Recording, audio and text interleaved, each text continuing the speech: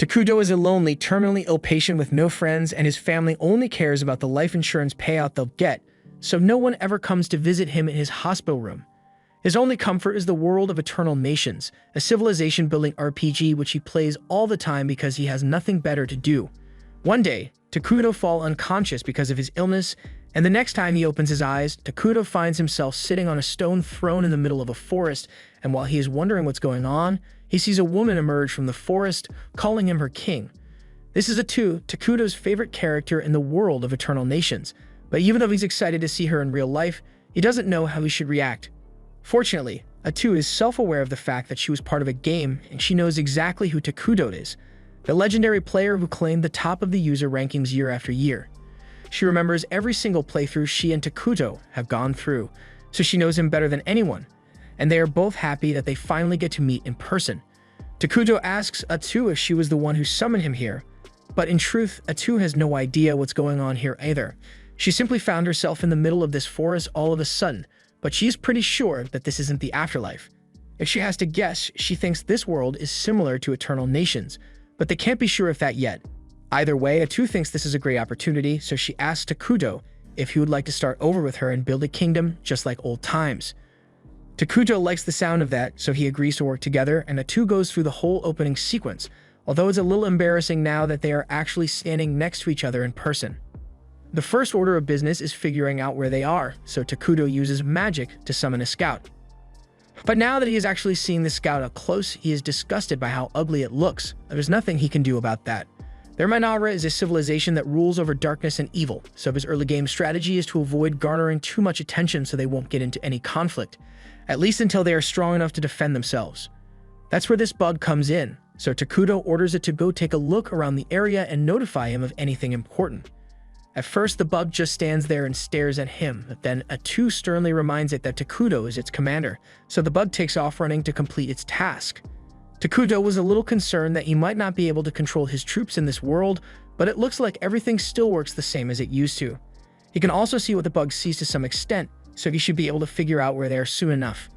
Anyway, moving on, it's time for them to think about their next steps. Takuto started off with 200 mana points, and he had to use 100 mana points to summon the scout, so he only has 100 left. He plans to build a settlement to act as their base of operations, which will cost him an additional 20 mana, but after that, he won't have much mana to work with. He was honestly hoping to create a warrior to fight for them in case they get attacked, but that really isn't an option anymore. Atu assures Takuto that he doesn't have to worry because she will fight for him, but to be honest, that isn't very reassuring coming from her. As part of the hero unit, Atu will grow stronger as more time passes, but right now, she pretty much has the strength of a regular person, so there's not much she can do to help. The bug is still zooming through the forest, and thanks to its scouting, Takuto now has an understanding of what this area looks like. But he's a little surprised because even though this entire area is a forest, he hasn't seen any animals or monsters yet. Atu assumes all the animals must be hiding since forest terrain provides a lot of hiding spots, but Takuto's main concern is that if he doesn't find some animals soon, they'll probably have to spend some mana to get some food. Atu apologizes to Takuto since she feels bad about not being of much use, but he tells her not to worry about it because simply having her by his side is a huge morale booster. Hearing that makes Atu really happy, so she tells Takuto she's very grateful for his kind words, but Takuto is having a hard time getting used to how expressive she is now that she's a real person. Just then, the scout finds something interesting, so it gets Takuto's attention and shows him a dark elf settlement in the middle of the forest. It's not far from Takuto's current location, and it looks like there are a lot of elves gathered together. Atu is relieved that it's just dark elves since they have a tendency to lean towards neutral evil, so they won't be opposed to the Minara Kingdom. But Takuto still thinks this is terrible because he can't have another civilization so close to his. His plan was to avoid war by staying hidden for as long as possible, but that won't be possible with the Dark Elves so close. Atu suggests that the two of them should ditch this place and head to a new location, and Takuto agrees since they haven't actually built anything yet, but before that, he wants to observe the Dark Elves a little more and survey the area to see if there's anything useful nearby. Suddenly, Atu senses someone's presence nearby, so she and Takuto turn around and spot a group of Dark Elves emerging from the forest. The Dark Elves seem just as surprised to see them because they had no idea there were other people in this forest. The Dark Elves only came here because they were driven out of their homeland, and with nowhere else to go, they were forced to head into this accursed forest. The journey has taken a toll on the Dark Elf children, and at this rate, they aren't going to last much longer. A small group of dark elves was sent out to go looking for a food source, and the group leader is certain that there must be something edible around here since there's so much vegetation. But Emil is very nervous. She has heard rumors of a dangerous forest at the edge of Idaragia where an ancient evil was sealed away, and she is worried that they might get attacked. The leader assures her that those rumors are nothing more than superstition, because if there really was an ancient evil lurking in this forest, then the trees here wouldn't be able to grow so well. Although he can't deny that the forest is really creeping him out for some reason. As soon as Gio lays his eyes on the Takuto, his heart sinks because what he sees before him is a manifestation of pure evil and malicious intent. He wants to run away, but he is worried that any hasty actions might put him and his people in danger, so he slowly approaches Takuto's throne and kneels before him to show his respect. He introduces himself as the head warrior of the Mazaram Dark Elf clan, and he apologizes for entering the forest without Takuto's permission. Atu has no idea why the elves are acting so respectfully, but she just goes with it and demands to know why the elves would trespass on Takuto's land. Jia begins explaining how his people used to live in the Central Plains and were a peaceful tribe, but Atu ain't listening to all that, so she tells Jia to keep his story short. Jia apologizes and quickly explains that the elf tribe was persecuted and driven away from their land, forcing them to flee into this forest. He doesn't understand why his people had to suffer such harsh treatment when they never did anything wrong. They always aim for peace, but they were attacked and killed due to the prejudice against their race.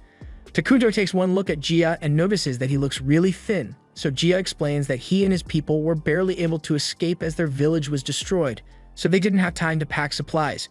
And since they've been on the run non-stop, they haven't had time to look for food.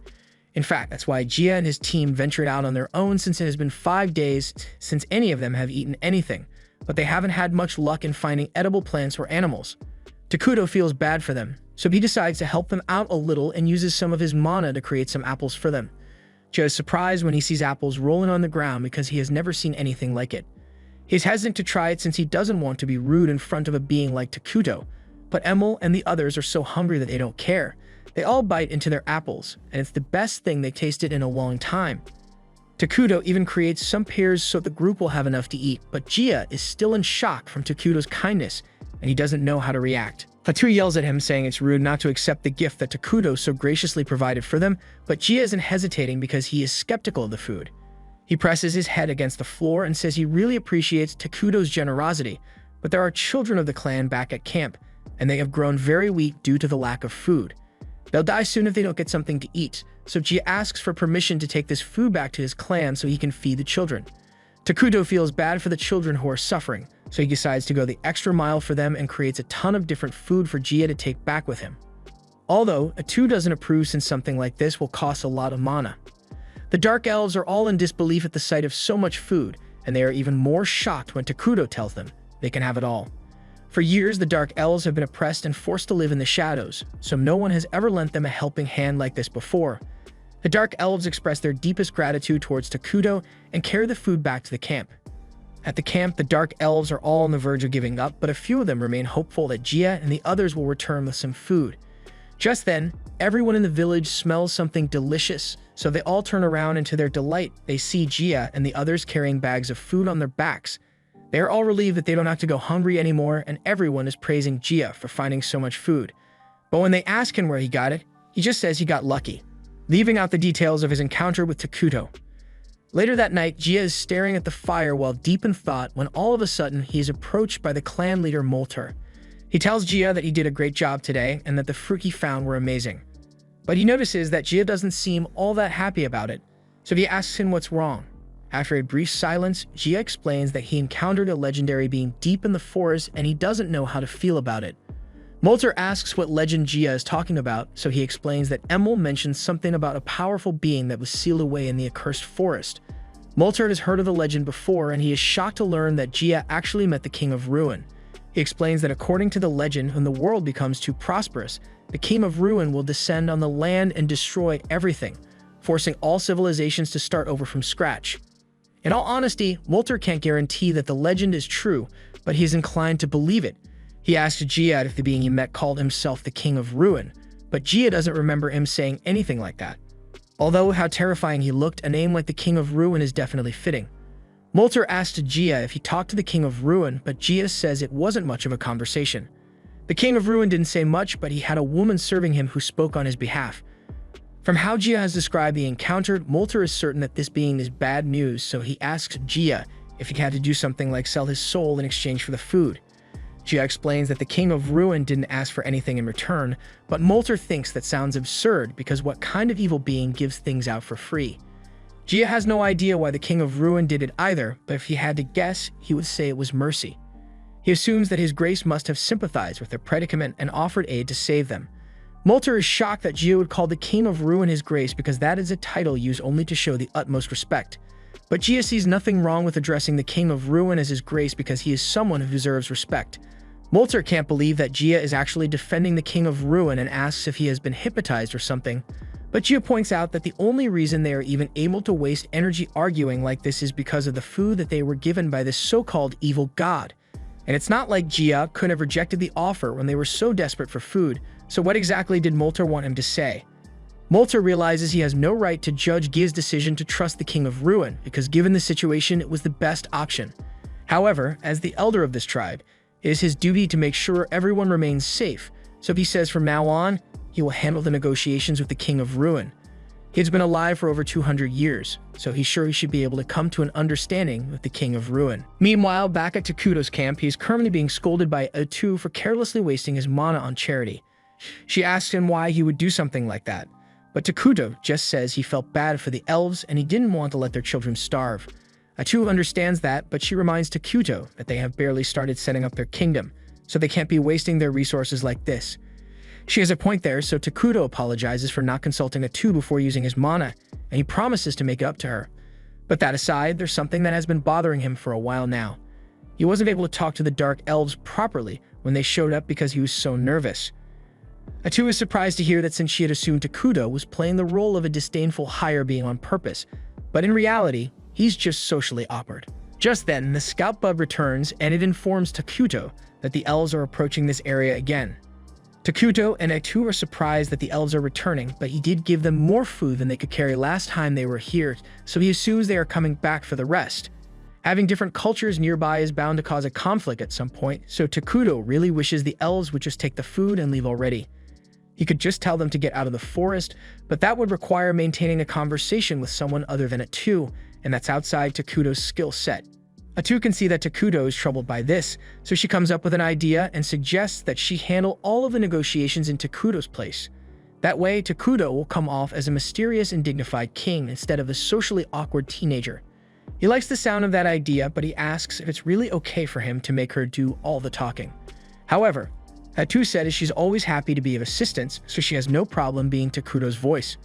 A little while later, Molter and Gia arrive and kneel before Takuto.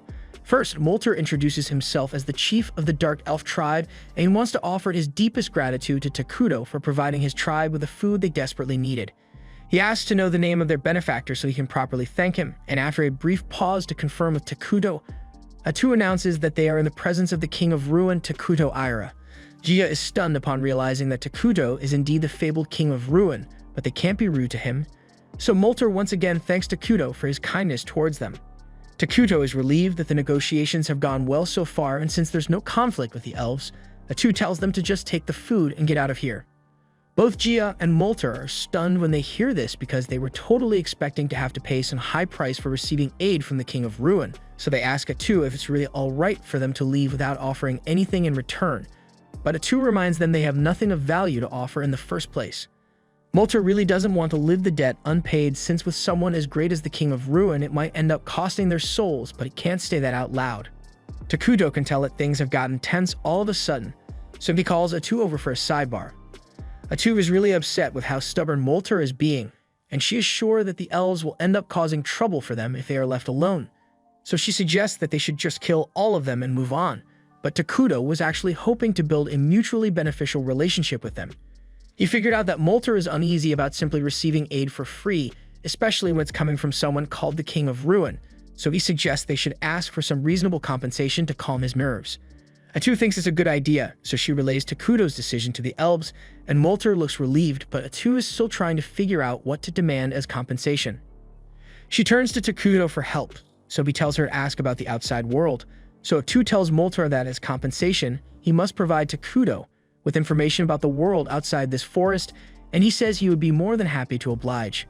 However, Atu tells him that once he is done providing said information, he and his people are to leave this forest immediately. But that would mean the elves would be forced to wander without a home again. He asks Takuto to allow them to stay in the forest, but Atu immediately denies his request, and she tells him that if he values his life, then he had better not tell anyone of Takuto's presence. Jia is about to protest because the Dark Elf tribe won't survive if they are forced to leave the forest, but Molter stops him because they can't risk upsetting Takuto. They both get up and begin walking away, but as they are leaving, Takuto wonders to himself if this is really alright, because he doesn't want to force the elves to suffer, and just then, he comes up with a great idea. He calls out to the two of them and asks them if they want to become his citizens, but they are so stunned by the proposal that they don't know how to respond. Even Atu can't believe what Takuto just said, so she calls for another sidebar and asks why he would say something like that. Takuto explains that he was thinking of recruiting the Dark Elves with a refugee system, and now that he mentions it, Atu realizes it's not a bad option. Dark Elves aren't inherently good or evil, so they won't have any major conflicts with Takuto's evil-aligned kingdom. Plus, in the game, the main citizens of Reinara were homunculi, and here they are ugly as hell, so he asks Atu if she really want to live in a kingdom that only had those things around. Atu is now on board, so she turns to Moltar and Jia and tells them that if they agree to become citizens of Manara, then they will be protected. Moltar asks what exactly that means for them, and to put it bluntly, Atu tells them that from the moment the Dark Elves join Minara, they will be considered evil.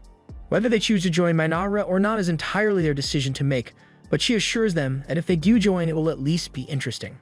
A while later, Takuto and Atu are walking over to the Dark Elf camp since they finally made their decision, but Atu is a little upset that it took them so long to agree. Takuto, on the other hand, expected them to take a while to decide, especially after Atu told them they become evil if they join Minara. Eventually, they arrive at the Dark Elf camp, and upon his arrival, Molter announces to everyone that their new king has arrived, so they all now down and clear a path for Takuto as he walks toward the throne they made for him. Some of the elves are terrified when they see Takuto for the first time, while others seem excited, but those who got a little too close end up passing out from the sheer magnitude of the dark energy coming off him. Jia warns everyone not to look directly at Takuto because he might think they are being rude, but Takuto doesn't really mind. Once Takuto is seated on the throne and all the Dark Elves have been gathered, he officially declares that everyone present here will be a citizen of Minara from today onwards. That's pretty much it, so all the Dark Elves are now Takuto's citizens, but Jia was honestly expecting more since Atu did say they would become evil.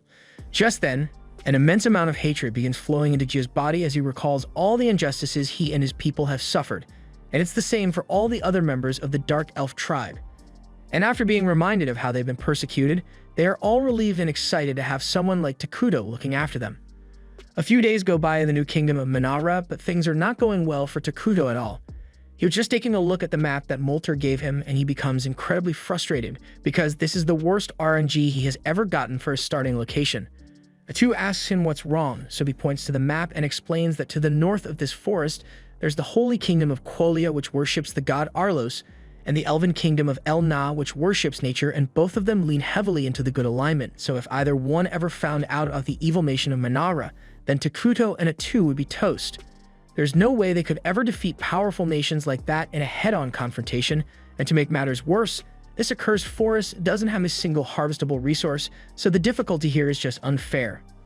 On the bright side, they do have the Dark Elves now, so they should be able to make up for the current weaknesses of the kingdom, and speaking of the elves, Atu hears them approaching and she seems pleased because they are probably here to deliver some valuable information. A little while later, Molter and Jia arrive, and this time they brought Emil with them. Jia explains that Emil is very smart, and she is well versed in lore and foreign affairs, so he is sure that she will be of great help with Takuto's plans. Takuto is pleased with the extra help, but he can tell that they are all still really nervous around him, so he has Atu tell them there's no need to be so formal around him. Moving on, Atu informs them that Takuto has made a few decisions regarding the administration of Minara, so starting today he will be appointing Moltar and Jia to key positions. Molter will handle the management of the nation's matters, and from what Atu has heard, Molter should be able to use magic, so she is expecting a lot from him. As for Jia, he will be appointed as the warrior captain for the entirety of the Minara army, and he will have full authority over the troops. Jia says he is honored, and he promises to slaughter any and all who stand in Takuto's way without a second thought. Takuto is weirded out by how serious Jia looked while he said that, so he has Atu tell everyone that he prefers peace, so they should avoid starting conflicts unless absolutely necessary. Gia can't believe the King of Ruin is actually a pacifist, but anyway, Atu tells everyone to get some rest for now because they will soon begin constructing houses in the forest. Molter thanks Atu for her consideration, and he tries to make himself look better by telling her that the knowledge he possesses will make him far more useful than a brute like Gia. But Gia starts arguing that an old man like Molter won't be able to help much with construction anyway. Atu isn't really interested in their argument, but it seems like they are eager to start working, so she asks Takuto if it's alright for her to order them to begin the construction immediately. Takuto sees no problem with that, so he says they can start collecting materials, but he also wants to do it in a way so they can gather the materials without destroying the forest. Atu thinks it's a great idea, so he asks Molter if it's possible, and he says they should be able to pull it off if they make most of the houses out of the hollows of giant trees. Takuto is pleased to hear that, so he tells them to get to work as soon as they can, but he reminds them to reforest as they go. The three of them are about to get to work, but they are a little confused because they don't understand what Takuto meant by reforest. Takuto is surprised that they don't know what reforesting is since, from what he has heard, the people of this world should have already unlocked the fortified architecture tech tree. Atu asks them if they at least know about military magic or the 6 great elements, but Molter has only ever heard of 4 great elements. As for military magic, Emil doubts that anyone from the other nations would know about it. So Takuto and Atu realize that the people of this world are surprisingly underdeveloped. As it stands, the magitech of the Dark Elves is far below Takuto's expectations, but if the rest of the world is similar in terms of development, then Takuto thinks they should be able to catch up to them soon. But that will be a lot later in the future, so for now, Atu explains what reforestation is. It is basically just replanting trees as you cut them down to maintain the forest, but normally trees would take decades to grow naturally, so in this case, reforestation refers to a special technique that uses magical elements to accelerate growth. She says it is a technique that was personally created by Takuto, but that's a big lie because Takuto didn't invent anything, but it would be awkward to tell the truth now. Emil is really excited by the idea that Takuto possesses incredible knowledge, so she asks if he was the one who created the apples and grapes that he gave them. She even planted some of the grape seeds and they've already begun to sprout, so she can't wait to see how well they grow. Takuto and Atu both go silent as soon as Emil mentions that she planted a grape seed because the thought hadn't even crossed their minds. Fruit like grapes and apples don't exist in this world, yet Takuto was able to create them using his emergency production skill, and if his hypothesis is right, and the skill shouldn't be limited to just food. Takuto tested out by summoning a coin, and just as he expected, it worked flawlessly. With this new discovery, as long as he has the mana for it, he can create anything from gunpowder to base metals and even petroleum. So taking over the world may not be as hard as he thought it would be. The Holy Empire has caught wind of a dark presence in the forest, so the Holy Saint, along with the bishop and a few knights, are sent out to investigate. The knights have all heard stories about the saint possessing special powers, but from what they've seen so far, she just looks like an ordinary girl. However, when they encounter a group of goblins, she demonstrates why she is so well respected within the church. Under the god Halos, evil creatures like goblins are seen as a scourge to be eliminated, so with one wave of her staff, she burns them all to ash in a blaze of holy flames. All the knights are stunned by what they just witnessed, so the cardinal explains that Solina's ability is part of the reason the empire has been able to maintain its peace with the elves and push back all the evil in Idorragia, which is why she is revered as one of the 7 great saints of the continent. Solina asks the cardinal if he has gotten any updates on the omen she sensed in the accursed lands, but the cardinal tells her that he can't simply send paladins to investigate that region. In their nation, showing any interest in the south is ludicrous, so there's no way the central church would permit the use of paladins to investigate without a good reason. Solina tells the cardinal that if he isn't willing to send any paladins, then she will go investigate it on her own, but the cardinal tells her she can't do that either because as a saint, anything she does will affect the church's reputation. He can see that Solina isn't willing to back down on this, so he tells her that he will send some of his personal troops to investigate, but as he is leaving, he curses Solina under his breath for being so difficult. Meanwhile, in Minara, all the Dark Elves have been working hard on the construction efforts, and they finally completed the throne room. Takuto is very happy since he doesn't have to sleep out in the open anymore, and his nation is one step closer to world domination. Just then, Takuto's administrators show up because they have a domestic affairs meeting scheduled for today, and they've got good news for Takuto because they finished designing the new set of clothes he asked for.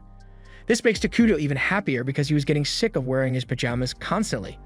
Atu and the others are glad that Takuto likes the new clothes so much, but they've got pressing matters to attend to, so it's time for them to begin their meeting. However, Takuto seems a little distracted admiring his new fit, so Atu suggests they should just start the meeting without him. First off, Molter asks Atu what buildings they should start constructing since aside from the throne room, they haven't actually made much yet. They've already done preparatory work like leveling the ground and pruning the nearby branches, so Atu tells them they should start with a food production facility since keeping all their people fed is a top priority. Molter asks why they would need to worry about food when Takuto can produce it with his power, but Atu tells him they can't continue relying on Takuto to make food for them because what would they do if he wasn't around? Molter admits that she's right, so Atu says they need to get to work right away and pulls out this thing. Molter is horrified by what he's looking at, so he asks Atu what it is, and she tells him it's a flesh tree. That doesn't sound good, but the explanation is even worse because it's a special kind of tree that grows mysterious meat which tastes like human flesh. Atu says it's the first step in their food production plan, but Molter, Gia, and Emil all agree that most people won't want to eat something that tastes like human flesh, so Atu promises that they'll get other food sources eventually. For now, they'll need somewhere to store the tree's flesh, so Emil says she can work on building a storage house for it, and as if the flesh tree wasn't already disturbing enough. It also talks for some reason. The next thing on their agenda is research, because they need to acquire the latest technology if they want to advance quickly. Molter asks her what kind of technology they should prioritize, and Atu tells him magic technology is the way to go. Specifically, military magic. Normal magic allows a person to attack a dozen or so opponents at once, something that Molter is already capable of, but military magic on the other hand allows you to attack thousands at once and even change the terrain to give yourself an advantage. Molter is amazed to learn that such magic exists, and he is excited to learn as much about it as he can, so he says he will handle the research personally. Now all that's left is the military planning, and Gia immediately offers to start mobilizing an army, but Takuto stops him and says he doesn't actually want to put much effort into their army yet. Armies don't produce anything, they just consume resources, and right now, Mainara doesn't have enough resources to sustain an army. Besides, even if they did create an army, they are nowhere near strong enough to actually defeat anyone, so it would be pointless. Gia protests because as things stand, they won't be able to protect Takuto if he were to be attacked. And to make matters worse, Molter and Gia actually have bounties on their heads for being the leaders of the Dark Elf tribe, so they might get hunted down at some point. With things as they are, Takuto agrees that neglecting defense would be a bad idea, but he still doesn't want to spend all that money on making an army, so he says he will make a hero instead. Atu tells him that's a great idea because while a hero has a high production cost, it is a lot easier to provide for a single person as opposed to a whole army. Molter and Gia are confused, so they ask Atu what she means by a hero, so she explains that there are several heroes in Mainara who serve under the king. They are all powerful with special abilities, but they are also a bit crazy, so dealing with them can be annoying at times. There are several conditions that need to be met in order to summon a hero, but it should be possible to summon one soon with how much they've progressed. And as an added bonus, summoning a hero won't draw too much attention to them, so Mainara can continue to remain hidden. That pretty much settles all the concerns for domestic affairs for now. The happiness of the people of Mainara is very important to Takuto, because the happier they are, the more mana he is able to generate. Meanwhile, over in the Empire, the junior paladin Lonius is busy praying in the cathedral when the high paladin, Veldis, comes over to talk to him. Lonius asks Veldis to quiet down since this is a place of prayer, but Veldis just wanted to have a friendly chat with him since they were both assigned to the investigation.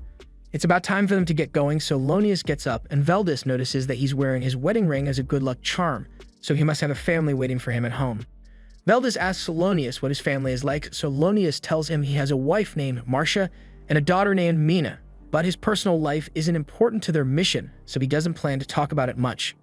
Lonius has heard rumors about Veldis being crude and ill-mannered, and the rumors were pretty accurate, but overall, Veldis doesn't seem like a bad guy and his skills are no joke, so he is a respectable paladin. Veldis begins complaining about getting assigned to a pointless mission like this, but Lonius reminds him that this mission is to investigate one of St. Solina's revelations, so they need to take it seriously. Still, Veldis thinks it's weird that they were given such a lackluster team even though it's for a saint's revelation. Veldis and Lonius are literally the only paladins on the team, and the rest of the people are all mercenaries who are hired to fill in the gaps. The odds are looking great for them, especially since it's a mission to the southern forest, but Veldis just wants to get it over with so he can get home as soon as possible.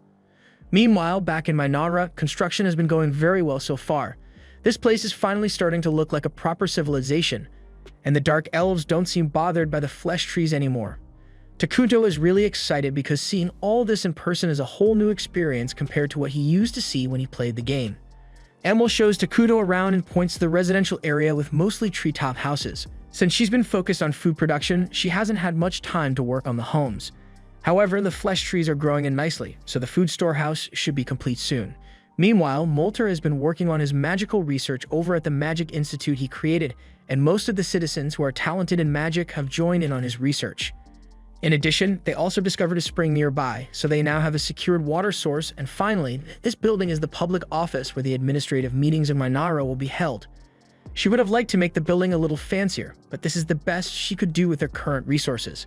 Takuto is pleased with the initiative Emil is showing since she's handling things really well, and he is also glad to see that the Dark Elves who were on the brink of death when he first met them are now looking lively. Emil is a little nervous since she can't tell what Takuto is thinking, so she asks him if he is pleased with her work so far, and Takuto tells her she has done a great job. He says he is glad to have her as one of his citizens, and hearing such high praise from Takuto is the best thing Emil could have asked for, and she's so happy that she breaks down in tears. Once she regains her composure, Emil shows Takuto the flesh tree farm, and things have been progressing smoothly thanks to all the farming equipment Takuto provided them with. Although, Emil is still freaked out by the weird talking flesh trees, so she wants to move on to the water source she found. She leads Takuto and Atu out into the forest, but for some reason, things look a lot different from what they were before, and when they finally arrive at the spring, Emil is horrified to see that the water has turned completely black. Molter and Gia soon show up as well since they had heard that Emil wanted to build an aqueduct near the spring, but now that it looks like this, they don't think they can use it anymore. However, just when they had lost hope, Atu tells them that the water is still perfectly safe, and to prove it, she bends down and takes a sip from the water.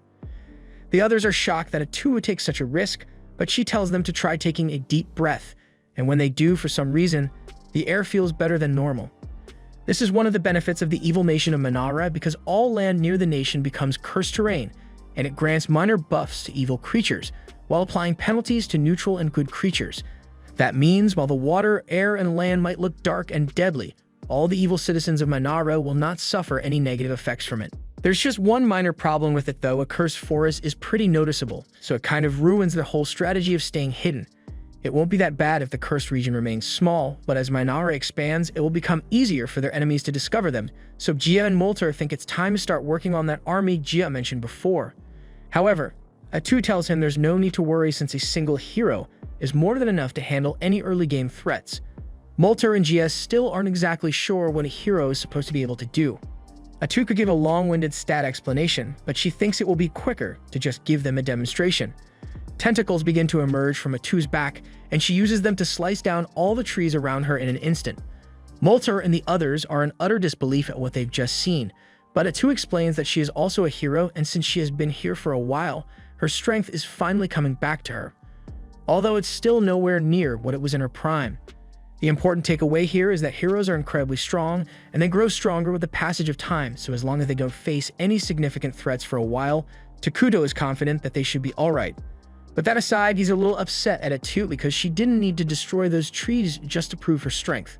Molter and Gia are still in awe of the power that Takuto possesses, and they are eager to build a palace befitting his majesty, but Takuto thinks that would be a waste of resources, so he tells them he doesn't need one.